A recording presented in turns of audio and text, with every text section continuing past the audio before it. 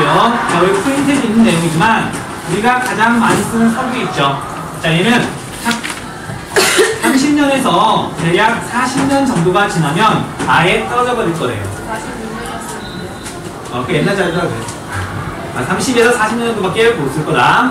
자, 근데 이거 참고만 알아주세요. 우리나라에 있는 지하자원 가운데 가치 연수가 좀 긴 게 있어요. 그게 뭐냐면 언젠가 말했던 것처럼 석회석이라고 하는 지하자원은 우리나라에서 현재 쓰는 대로 앞으로 쓰셨어도 3000년 정도를 썼을 수가 있대요. 자, 그래서 우리가 지금 지형 시간에 석회석이 굉장히 중요하게 다뤄졌잖아요. 왜냐면 테라노탕도 나오긴 하지만 이게 우리나라에서 가장 풍부한 지하자원입니다. 자, 아무튼 대부분의 지하자원은, 석유를 비롯한 지하자원은 가치 연수가 짧다. 그에 비해서 석회석은 길더라. 그 정도만 정리하고 넘어가요.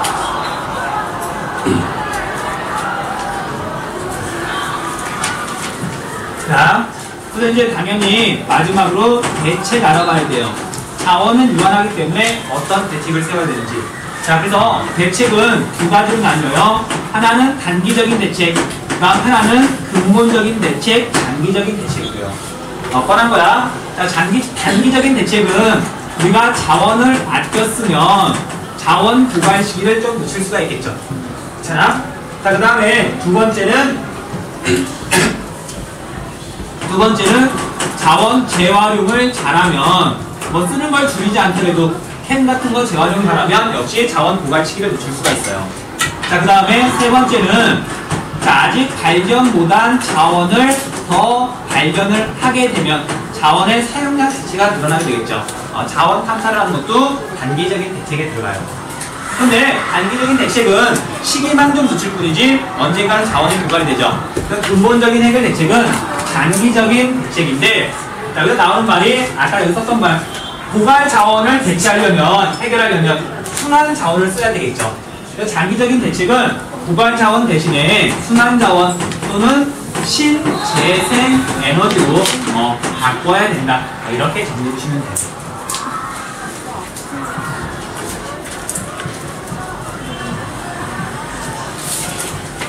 그래서 신재생 에너지의 가장 큰 특징은 얘는 아무리 써도 고갈되지 않는 순환 자원이라는 거예요.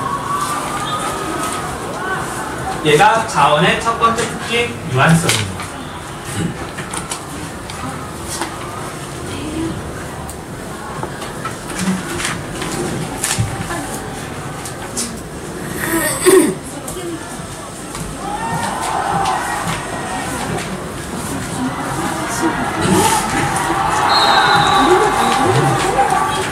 체육대랑 뭐 워낙 시키고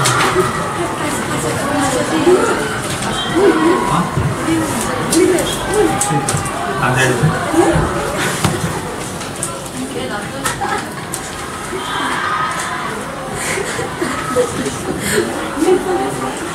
자, 그 다음에 자원의 특성 두 번째 정리할게요. 두 번째 특성을 뭐라고 그러냐면 편재성이라 그래요. 자, 편재라는 말 다 뜻은 알고 있겠죠? 골고루 퍼져 있는 게 아니라 한 곳에 몰려 있더라. 특정한 지역에 몰려 있더라. 편재성이에요. 근데 이건 일반적인 특성이기도 하지만 우리나라 입장에서 보면 문제점이에요. 우리나라에는 하필이면 자원이 없습니다. 자, 우리나라 자원이 많으면 그냥 특징이다 하고 넘어가면 되는데 얘는 그래서 곧바로 문제점이에요. 정리해볼게요. 자, 이런 편재성은 자원이 특정 지역에 집중되어 있거나 그걸 말하는 거예요. 자, 그래서 편재성이 큰 대표적인 자원하고 그나마 편재성이 작은 자원하고 그걸 물어보는 게 여기서도 나오고 문제지에서 나오고 그래요. 그래서 편재성이 큰 자원을 봤더니 대표적으로 석유하고 천연가스는 편재성이 굉장히 커다란 자원이죠. 주로 서남아시아하고 또는 러시아 몇몇 나라에밖에 없단 말이에요. 자, 그에 비해서 상대적으로 편재성이 작은, 그래서 골고루 퍼져 있는 지하자원은 석탄. 그러니까 우리나라에도 유연탄이라고 하는 석탄이 많이 나오잖아요. 석유는 한 방울도 안 나오지만.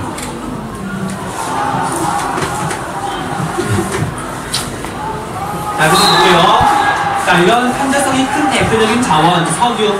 그리고 석유는 편재성이 클 뿐만 아니라 가장 많이 쓰는 지하자원이죠. 자, 그래서 석유하고 관련해서 이 단체는 여러분 다 알고 있겠지만 당연히 한번 체크해 주셔야 돼요. 오펙, 석유 수출국 기구죠. 석유 수출국 기구.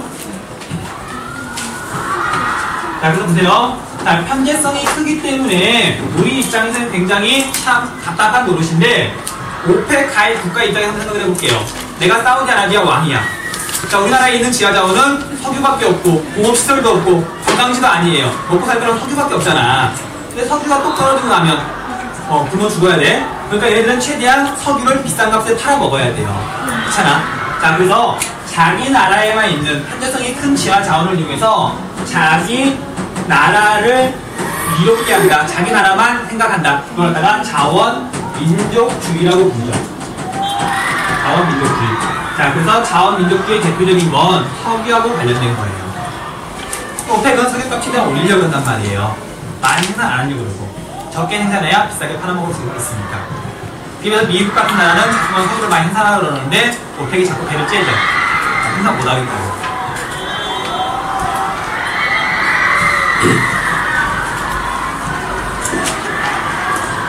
자, 그래서 편제성의 대책이자 자원민족주의의 대책 정리해볼게요. 자, 특정한 지역에만 자원이 몰려있는 걸 이제 우리나라 입장에서 대책을 세우는 거예요.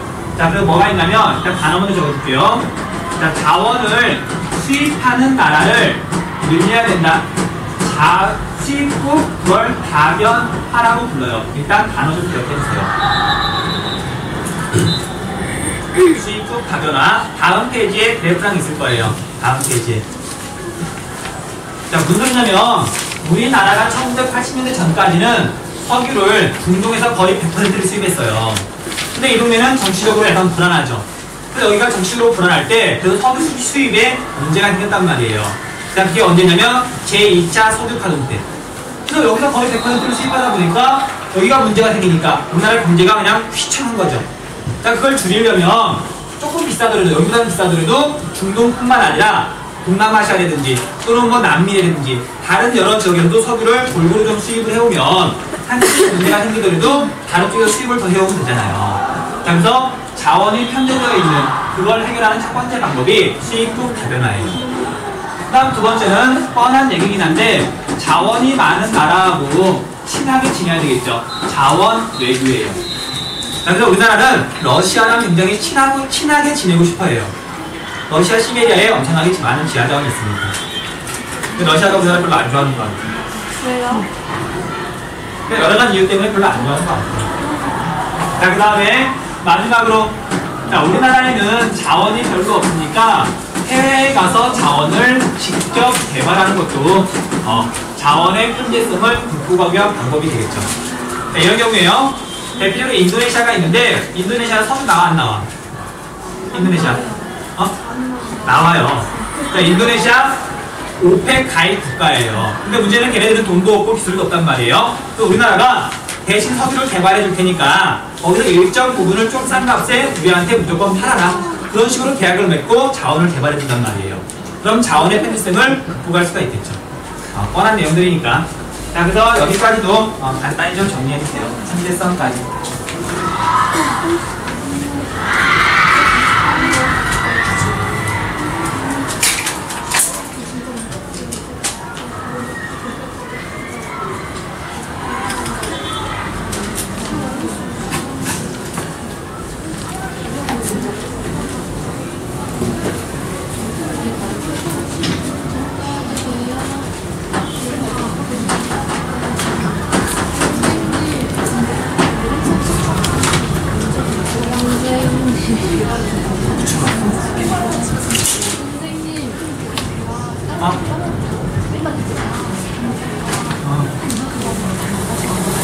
자, 그럼 다른 사람 깨우자.